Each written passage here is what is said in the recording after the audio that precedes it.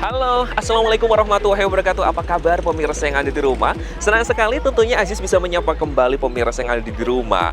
New Digital tentunya kami punya program baru yaitu Narasehat, Narasi Kesehatan. Nah, nanti kita bakal bincang-bincang ataupun tanya-tanya seputar kesehatan bersama dengan yang ahlinya. Dan juga tentunya kita juga bakal tanya kepada masyarakat Kota Pekalongan perihal topik yang akan kita angkat. Nah, untuk episode kali ini kita bakal membahas tentang tembakau yang dapat meracuni bumi. Seperti apakah kalau mamanya kita ketahui bahwa tembakau itu dapat merusak kesehatan ataupun mengganggu kesehatan, mungkin bukan rahasia lagi. Namun kalau mamanya paparan dari tembakau bisa mengakibatkan bumi ini tercemar. Nah, seperti apa? Sebelum kita tanyakan pada ahlinya, kita tanyakan terlebih dahulu ke masyarakat Kota Pekalongan. Ikutin terus hanya di program Narasehat, Narasi Kesehatan.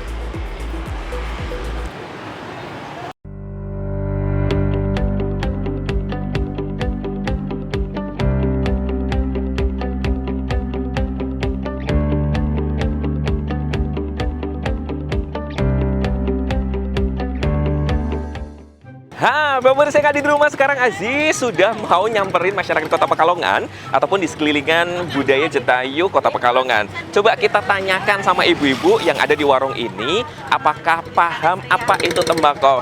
Ibu, selamat sore. Sini dong, Bu Ina, sini dong. Ya, duduk. Nah, pemirsa, sekarang Aziz sudah bersama dengan salah satu masyarakat Kota Pekalongan ataupun penjual. Bu, Aziz mau tanya nih, Bu Ina, tahu nggak Ibu tembakau itu apa? Tembakau itu ya apa sih ya? Buat rokok itu kan? Tembakau itu buat rokok, bener nggak ya? Tembakau itu yang dirokok bukan? Bukan, yang buat rokok. Yang buat rokok? Iya. Kalau ibu tahu tembakau nggak? Tembakau. Tembakau itu buat kebutuhan pokok. Itu sembako. Itu kan sembako. Tembakau itu apa? Sembako ya bahan pokok. Oh, bahan pokok apa buat rokok? Buat bahan pokok sembako. Kalau tembakau buat rokok. buat rokok. Oke, pemirsa ya. Nah, ibu tahu nggak sih, menurut ibu bahaya tembakau itu apa? Ya, bisa membuat itu batuk. Bisa bikin batuk, terusan Apa sih Mbak Yati? Apa Mbak Yati? Napasnya sesek. napasnya sesek, pemirsa ya. Terusan apa lagi? Ya, Racun, nikotin. Racun ternyata, pemirsa ya. Kemudian tahu nggak menurut ibu apa saja sih dampak negatif ketika mengkonsumsi tembakau itu? Mantuk-mantuk saja. Bisa teler, bisa kaya raya. Oh, bisa kaya raya nggak, Bu? Nggak. Oh, enggak ya. Negatifnya apa? Diobong buat merusak tubuh. Sini dadanya. Oh, merasak dadanya juga, pemirsa ya. Kemudian kalau boleh tahu nih pemirsa, apa tuh namanya? Selain tentunya untuk kesehatan, tembakau itu bisa buat apa lagi, Bu Ina? Dampak negatifnya Buat kesehatan. selain kesehatan. Buat apa? Buat lingkungan, ya. Iya. Oh, buat lingkungan. Bu Kristina. Bu Kristina, kayak penyanyi dangdut ya. Bu Kristina, Aziz mau tanya, Bu Kristina tahu tembakau nggak? Tembakau tahu. Apa tembakau itu? Buat rokok. Buat rokok, Bikin rokok, bukan ya. untuk kebutuhan sehari-hari. Oh, itu sembako. Itu sembako ya, pemirsa ya. Itu menurut selain pengertiannya buat rokok, apa aja yang ibu ketahui tentang tembakau? Tentang tembakau. Nah, Ya tahu ya buat rokok toh. buat rokok saja Iya. ya. Oke deh. Nah, daripada penasaran tembakau itu apa, kita saksikan ya penjelasan dari ahlinya. Oke, Bu? Kita saksikan, pemirsa. Oke. Nah, kita lanjutin. Para pemirsa sekalian, perlu kami sampaikan bahwa tembakau yang sudah beredar di dunia ini mungkin Bapak Ibu belum pada mengerti apa namanya dan bagaimana asal-usulnya. Tembakau dengan nama Tobacum nicotina itu merupakan tanaman semusim ya. Kemudian fungsinya itu sebagai salah satunya untuk pestisida. Ya, sebagai pestisida yang itu belum tahu digunakan untuk membunuh beberapa hama. Kemudian dengan adanya perkembangan teknologi, ternyata tanaman ini digunakan sebagai kearifan lokal untuk stimulan. Ternyata setelah diteliti di dalamnya ada namanya zat aditif nikotin yang itu dipakai dan dikembangkan dalam industri rokok modern. Juga di negara maju seperti di Eropa dan Amerika sudah dikembangkan untuk mengatasi kecanduan nikotin dan mengurangi dampak dari tembakau yang bentuknya adalah sigaret dengan menerapkan dalam obat namanya nikotin pads atau sesuatu yang mengandung nikotin yang tidak ada dampak buruknya karena menghisap tembakau langsung. Sehingga saat ini kita melihat antara negara tropis, negara dengan konsumen terbesar termasuk Indonesia, dan negara produsen yang ada kepentingan untuk terapi, terjadi perang industri tembakau. Itu Bapak Ibu nggih, untuk mengetahui bahwa asalnya adalah untuk pestisida.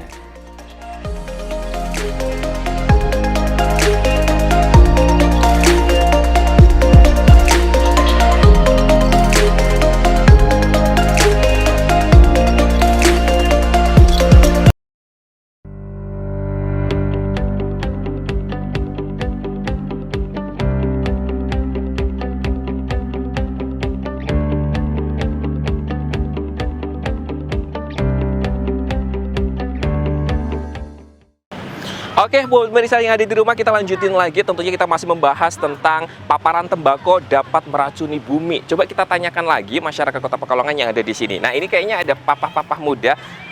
Wah, ini kayaknya teman saya nih, Mas Bro. Kita tanya-tanya sebentar boleh ya? Iya. Kita kenalan dulu deh, namanya dengan Mas siapa, Mas? Nama saya Edi. Siapa? Edi. Edi ya, ini dulu teman SMA saya nih pemirsa. Oke, Mas Edi, boleh tahu dong, boleh tanya dong, tahu nggak tembakau itu apa? Tembakau berarti yang buat ngerokok itu ya. Buat ngerokok, bukan untuk kebutuhan sehari-hari ya? Bukan. Itu apa kalau kebutuhan sehari-hari? Beras. Ya bener juga sih, sembako maksud saya ya. Sembako. Oke, tapi selain tahu buat rokok, tahu nggak tembakau itu apa gitu? Nggak tahu. Nggak tahu ya. Kalau Mas Edi tahu nggak sih hal negatif ataupun dampak negatif tembakau untuk kesehatan? Apa aja yang Mas Edi tahu? Ya, yang setahu saya sih kalau dibuat rokok itu jadi nagih, Mas. Jadi apa? Nagih. Jadi nagih gitu. Tapi ini nggak ada utang ya, jadi nggak nagih utang gitu. Yang nantinya bisa buat beli yang lain. Yang lain, jadi buat beli rokok aja gitu ya. dibakar. Jadi menguras kantong dan juga dompet gitu ya, Mas Iya, Edi ya. menguras. Nggak bisa buat susu adik gitu ya. Iya. Selain itu hal negatifnya lagi buat kesehatan mungkin ada nggak? Mungkin untuk paru-paru. Halo, selamat siang. Ini dengan Mas siapa? Mas Amin. Mas Amin, Mas Amin ngadep sana dong. Oke, Mas Amin. Kalau ini Kak siapa Kak? Ini Kak Heni dan Mas Amin. Lagi kongko-kongko aja nih. Iya. Oke, Kak, kita lagi bahas tentang paparan tembakau dapat meracuni bumi. Kalau Mas Amin sendiri tahu tembakau nggak? Tembakau itu kan, oh iya iya. Apa?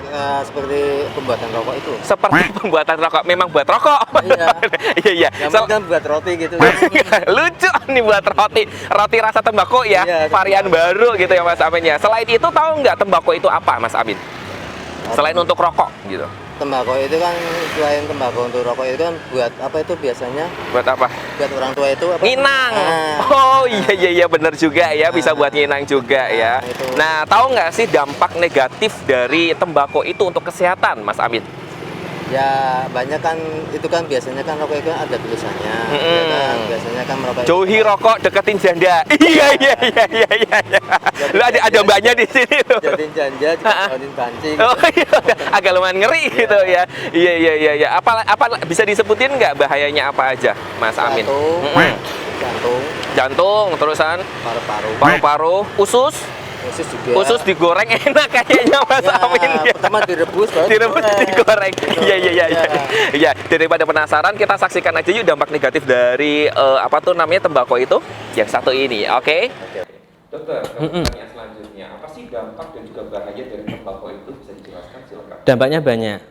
Kalau konsep dulu pendekatannya individual, bahwa tembakau, rokok itu merusak tubuh manusia. Sekarang ada 3 konsep pendekatan. Yang pertama adalah dengan adanya tembakau terjadi kenaikan kasus penyakit tidak menular yang sekarang lagi tren, yaitu hipertensi, diabetes mellitus, stroke, dan kanker.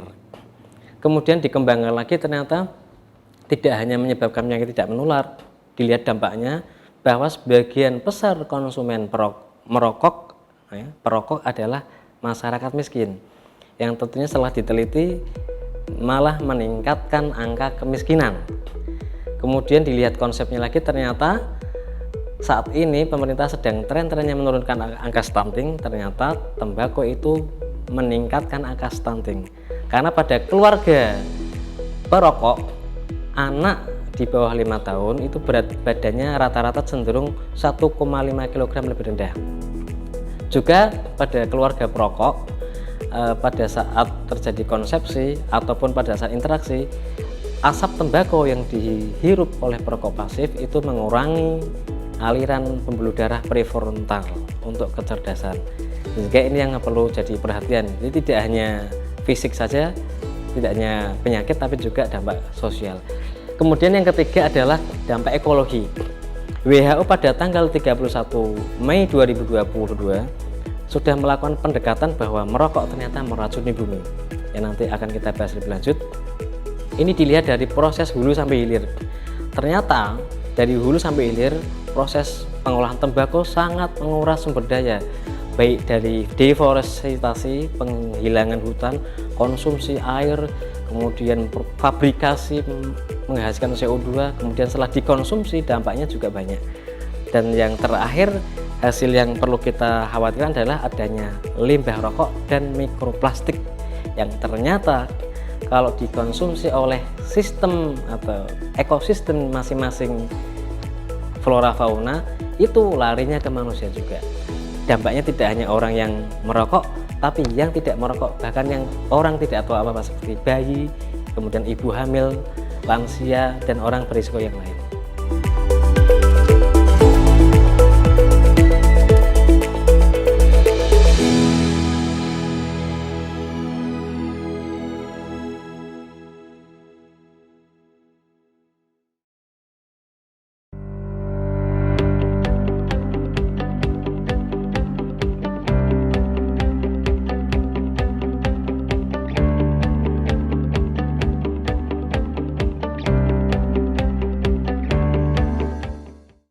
Sudah diteliti di WHO di konsep tahun ini bahwa ternyata tembakau sudah merusak bumi. Karena kita lihat dari konsep ekologinya bahwa dari hulu sampai dengan hilir ternyata banyak proses yang merusak alam. Sebagai contoh untuk industrialisasi. Ternyata setiap tahun kurang lebih ada 600 juta pohon yang dipotong karena lahannya digunakan untuk penanaman tembakau. Padahal tembakau dari awal konsepnya yang disembunyikan bahwa itu sebagai pestisida. Kemudian dari 600 juta tersebut dikonversi sekitar 200.000 hektar lahan di dunia dipakai setiap tahun untuk pertanian tembakau. Padahal kalau digunakan untuk konsep makanan pertanian, maka ini mengurangi dampak dari kemiskinan dan kekurangan pangan yang sudah diprediksi beberapa ahli bahwa kedepannya kita akan krisis pangan. Sebagaimana yang kita alami tahun ini setelah dampak pandemi COVID-19.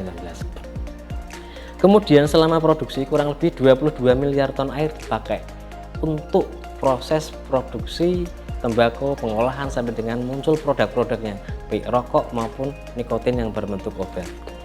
Kemudian dari hasil fabrikasi sampai dengan penggunaan hilir dari manusia yang merokok, kurang lebih ada 84 juta ton CO2 per tahun yang diproduksi. Sehingga ini dampaknya adalah meningkatkan pemanasan global. Muter lagi, dengan adanya pemanasan global, produksi pangan bisa terjadi gagal, gangguan iklim sehingga menurunkan produksi pangan dunia. Kemudian setiap tahun yang diproduksi kurang lebih 4,5 triliun puntung dan Indonesia termasuk konsumen terbesar. Dampaknya adalah di samping CO2, sisa-sisa puntung tersebut bisa tercacar di sembarang tempat dan khawatirnya jika masuk dalam tanah kemudian masuk dalam badan air, laut, ini akan menjadi mikroplastik yang akan dikonsumsi oleh flora di darat maupun di laut, yang nanti flora-flora tersebut, hewan fauna tersebut akan dikonsumsi oleh manusia, dampaknya juga ke manusia. Manusia yang tidak merokok, yang tidak tahu apa-apa, dengan mengkonsumsi ikan, akhirnya dia akan tercemar mikroplastik. Yang kita tahu dampaknya, mikroplastik itu memicu penyakit degeneratif dan khususnya penyakit kanker. Dan ke depan memang sudah diprediksi bahwa tren penyakit kanker karena lingkungan itu lebih besar daripada tren sebelumnya. Kemudian tidak hanya sampai di situ, pada saat konsumen mengkonsumsi, racun-racun juga bisa dikeluarkan tidak di samping mikroplastik. Ternyata tembakau itu ada 4.000 zat kimia dan salah satunya adalah beracun, kemudian ada yang karsinogenik jika masuk di dalam tanah kemudian masuk di dalam siklus ekosistem, ekologi, akan diserap tanaman dan berdampak buruk juga pada manusia. Kalau melihat saat ini untuk menghilangkan tembakau sudah tidak mungkin. Berarti yang pertama adalah mengurangi paparan. Untuk masyarakat awam, untuk mengurangi paparan, salah satunya adalah jangan mencoba merokok. Ya, tuh. Kemudian bagi keluarga perokok jika sudah sadar dan ini ingin mengurangi merokok dan ingin mengurangi paparan, maka diusahakan merokok di luar ruangan. Idealnya kalau mau masuk ke rumah lagi, tunggu 1 jam setelah rokok terakhir, karena di beberapa penelitian, di beberapa jurnal yang sudah evident bahwa debu tembakau yang kurang dari 5 mikron itu di dalam paru-paru masih bisa keluar apabila kurang dari 1 jam. Jadi apabila merokok kemudian masuk ke rumah, maka debu itu masih keluar, dan apabila di dalamnya ada balita, maka balita itu bisa berisiko terkena peradangan paru dan pneumonia gitu. Kemudian apabila sudah tadi sudah mengurangi merokok ya, tidak mencoba. Apabila sudah terlanjur, maka bapak-bapak atau ibu-ibu yang merokok sebisa mungkin mengurangi merokok. Kalau tidak mampu, bapak ibu bisa membantu mengurangi merokok dengan hadir di 14 puskesmas, karena masing-masing puskesmas sudah menghadirkan konseling atau klinik berhenti merokok. Tujuannya adalah mengurangi paparan langsung asap rokok, baik secara aktif maupun pasif di keluarga bapak ibu sendiri. Kemudian untuk konsep yang lain dikembangkan oleh WHO adalah pengendalian. Karena tidak mungkin kita menghindari tembakau. Pengendalian yang pertama adalah peringatan kesehatan bergambar dengan edukasi mengenai bahaya merokok, visual atau tulisan.